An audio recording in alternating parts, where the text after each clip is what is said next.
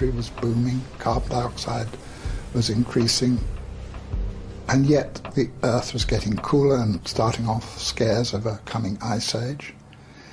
It made absolutely no sense. It still doesn't make sense. ¿Por qué suponemos que el dióxido de carbono es el responsable de nuestro cambio climático? El efecto invernadero es solo una parte del sistema climático de la Tierra, y el CO2 es un gas invernadero relativamente insignificante. La atmósfera está formada por una multitud de gases. Un pequeño porcentaje de estos gases se llaman gases invernadero, y de ese pequeño porcentaje, el 95% es vapor de agua. Es el gas invernadero más importante. El vapor de agua es un gas invernadero, sin duda el gas invernadero más importante. El CO2 no es solo un gas invernadero secundario. También está claro que ninguno de estos gases son responsables del cambio climático. Si se tratara de un calentamiento invernadero, haría más calor en mitad de la troposfera, a unos 10 o 12 kilómetros de la atmósfera, que en la superficie. Hay buenas razones teóricas que lo explican, y tienen que ver con cómo funciona el efecto invernadero. Un científico que se ha dedicado a medir la temperatura de la atmósfera terrestre es el profesor John Christie. En 1991 fue galardonado con la Medalla al Descubrimiento Científico Excepcional otorgada por la NASA, y en 1996 recibió un premio especial de la Sociedad Meteorológica Americana por sus avances fundamentales en nuestro seguimiento del clima. También fue un importante colaborador del Panel Intergubernamental del Cambio Climático, o IPCC. Hay dos sistemas que los científicos como el profesor Christie usan para medir la temperatura de la atmósfera: los satélites y los globos sonda. Lo que llevamos observando continuamente es que en casi todo el planeta, la mayor parte de la atmósfera no se está calentando tanto como la superficie. Y eso nos rompe los esquemas, porque la teoría al respecto está muy clara. Y la teoría dice que si la superficie se calienta, la atmósfera debería calentarse aún más deprisa.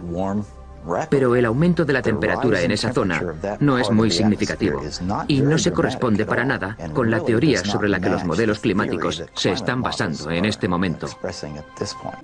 Y ha quedado claro a partir de dos tipos de datos, no solo los de los satélites, de los que todo el mundo habla, sino también los de los globos sonda, que ese efecto no es así.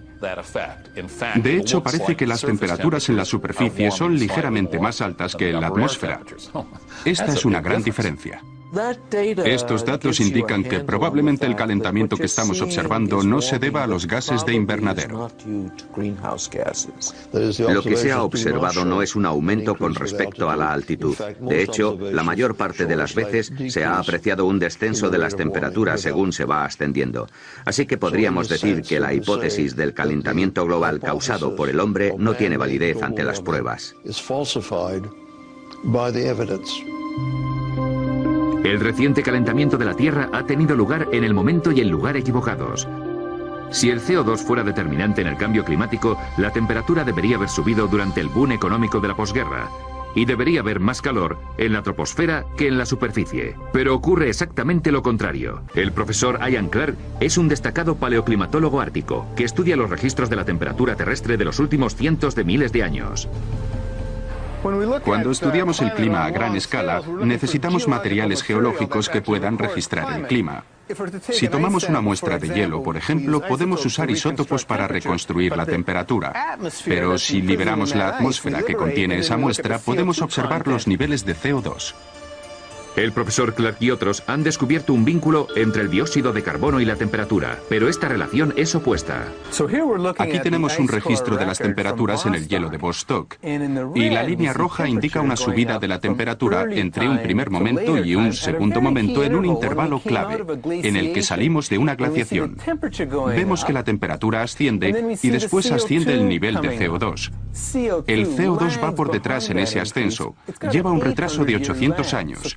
Así que la temperatura determina el CO2 de los 800 años posteriores. Ha habido varias investigaciones de envergadura sobre los núcleos de hielo y todas indican lo mismo.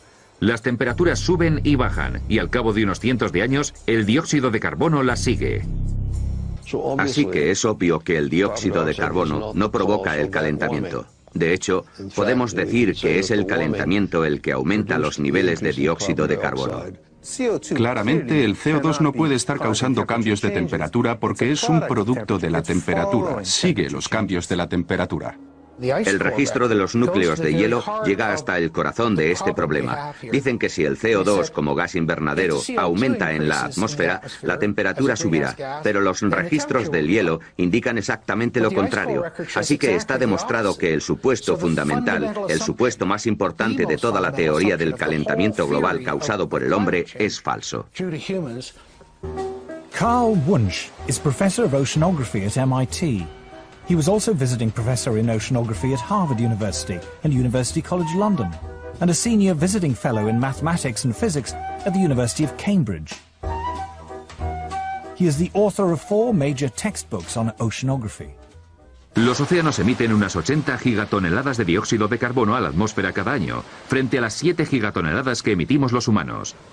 Pero la cantidad de CO2 que liberan los océanos depende de la temperatura. Cualquier niño de primaria sabe por su libro de ciencias que la atmósfera y los océanos intercambian dióxido de carbono. Cuando los océanos se calientan, liberan dióxido de carbono a la atmósfera. Y después, cuando se vuelven a enfriar, toman dióxido de carbono y lo almacenan. Pero ¿por qué hay un retraso de cientos de años entre un cambio de temperatura y un cambio en la cantidad de dióxido de carbono que entra o sale del mar? La razón es que los océanos son tan grandes y profundos que tardan siglos, literalmente, en calentarse y enfriarse. This time lag means the oceans have what scientists call a memory of temperature changes. The ocean has a memory of past events running out as far as 10,000 years. So, for example, if somebody